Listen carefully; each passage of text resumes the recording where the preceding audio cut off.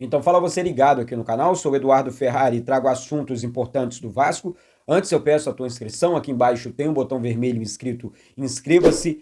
Então reforça aí a tua inscrição, reforça o teu like, habilite o sino de notificações para todos os vídeos, copia o link do vídeo aqui, compartilha em grupos de Telegram, de WhatsApp, de Facebook, diz para todo mundo que tem vídeo novo aqui no canal Vasco Connection, desse essa moral aí, já somos quase 136 mil vascaínos aqui, tem transmissão hoje, Vasco e Corinthians, direto Itaquera, então assim, reforça a tua inscrição, não fique de fora da transmissão também não, tá certo? Vamos falar sobre o jogo contra a equipe do Corinthians, o acordo para que o jogo entre Vasco e Flamengo seja no Maracanã e também sobre a venda da SAF do Vasco. Eu começo sobre esse assunto, né? Venda da SAF, você, pô, Eduardo, esse assunto é muito complicado, é um assunto muito difícil, né? Porque, gente, a venda da SAF do Vasco, ela é prioridade dentro do clube. Todo mundo sabe disso aqui. Isso vai acontecer. Mas não é fácil. O prefeito de Maricá, o grego, o Marinax, a empresa italiana, a empresa americana. Ah, tá, todo mundo tem interesse na SAF, as empresas assinaram os NDAs e tudo mais. Isso é tudo muito válido, mas o X da questão é, sabemos que a venda da SAF do Vasco é uma venda bilionária. Não é nem milionária, não, é bilionária. O Vasco, infelizmente, é um clube com uma dívida monstruosa, né? Com quase 2 bilhões em dívidas. A empresa que assumir o Vasco sabe dessa bronca, o tamanho da bronca, sabe? Então, sabe que vai precisar quitar todas as dívidas do Vasco, montar um elenco forte e campeão, reformar, ampliar o CT, entre outras questões. Então, não é uma venda qualquer. A venda é prioridade, a venda vai acontecer, mas não vai acontecer também do dia para a noite. Ninguém vai ficar contando essa história aqui pra gente. Então, assim, esse assunto, até conversando com pessoas ligadas ao Vasco ontem, é um assunto prioritário dentro do Vasco, mas é tratado também com muita cautela, porque não adianta vender no desespero, não adianta mostrar para todo mundo que, não, tem que vender. Não, tem que vender. É uma venda, assim, que vai acontecer, mas, enfim, não vai ser do dia para a noite que isso vai acontecer. Mas o que eu acho importante é que as coisas estão andando, as conversas estão acontecendo. Isso aí deixa o torcedor, acho que em paz, sabe? Olha só, a diretoria está trabalhando para a venda da SAF, a diretoria está pensando no Vasco, a diretoria é muito séria nesse sentido também. E assim, acho que isso é um movimento muito importante do Vasco, sabe? O Vasco está realmente passando por um processo de reconstrução e temos que entender e aceitar essa questão. Gente, mudando aqui o assunto, saindo do assunto venda da SAF, entrando na questão do jogo contra a equipe do Flamengo, ontem o jornalista Vene Casagrande trouxe a seguinte informação, que o Vasco encaminhou o jogo contra a equipe do Flamengo para o Maracanã, 50% da torcida para cada lado. Eu falei sobre isso ontem aqui. Acho eu que é a melhor opção, gente. Maracanã, vou repetir sempre isso aqui, é um estádio do cidadão carioca. Não é do Flamengo, não é do Fluminense, é da população do Rio de Janeiro. O Vasco é o primeiro campeão do Maracanã. O Vasco foi campeão brasileiro no Maracanã. Diversos outros títulos que o Vasco conquistou dentro do Maracanã. O Vasco tem uma história dentro do Maracanã. Então, por mais, o Flamengo administra o Maracanã, o Fluminense, não sei o quê. Pra mim isso é história, sabe? Pra mim o Maracanã tem uma história ligada ao Vasco e ninguém vai apagar isso. Justamente por isso, passa por isso. Somos os primeiros campeões do Maracanã. O Vasco é o primeiro clube campeão dentro do Maracanã e ponto. Ninguém vai apagar essa história. Então, eu, Eduardo, vou falar uma coisa para você. Acho que a diretoria acerta nessa decisão. Por quê? Por conta da logística. Vou repetir isso aqui. Logística. O clube vai viajar muito. São 70 jogos daqui para frente. São muitos jogos. São 3 competições. O Vasco não tem o elenco robusto. Então, assim, evitar as viagens é muito importante para o nosso querido e amado Clube de Regatas Vasco da Gama. Quando ele toma a decisão, não, é melhor jogar no Maracanã, já que vamos dividir a questão dos ingressos, os dois mandos, vamos assinar um acordo aqui, os dois mandos de campo, 50-50, Maracanã meio a meio, a torcida divide o estádio, literalmente, a torcida divide o estádio do Maracanã com a torcida do Flamengo. A torcida do Vasco é assim. Então, é jogar os dois jogos no Maracanã, e eu acho que a decisão é correta para o Vasco nesse momento, tá certo? Então, não sei se você aprova isso, se você é a favor disso, mas eu acho que o Vasco tem sim que jogar no Maracanã, evitar essas viagens e disputar o clássico aqui contra a equipe do Flamengo. Gente, vamos falar do jogo de hoje à noite, com transmissão aqui do canal, tá? Corinthians e Vasco, direto do Itaquerão.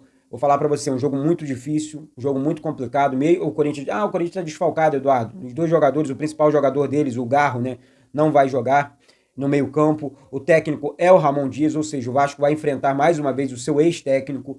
E assim, mais um tabu também pro Vasco quebrar, né? Tem 18 anos que o Vasco não vence o Corinthians em São Paulo. Ou seja, tem que voltar a vencer. Sabemos que a arbitragem hoje é com o Daronco, tá? Então tem que ficar atento, hein? Eu tô chamando atenção para isso. Confio na vitória. Para mim, o Vasco vai fazer um 2-0 lá dentro, hoje, em cima do Corinthians, sem história, mostrando a grandeza do Vasco. 2-0 Vasco hoje em cima do Corinthians. Coutinho e Verratti. Dê seu palpite aí. Dê seu palpite também aqui embaixo. Resultado do jogo hoje à noite. Então, assim, o Vasco tem condições de vencer o Corinthians, sim. O Corinthians é forte, mas não é nenhum bicho-papão em São Paulo. Essa que é a grande realidade. Agora, é entender, repetindo aqui, a arbitragem do jogo também. É um árbitro confuso, é um árbitro que não tem boa vontade com o Vasco, e eu acho importante chamar atenção para isso aqui. Eu acho.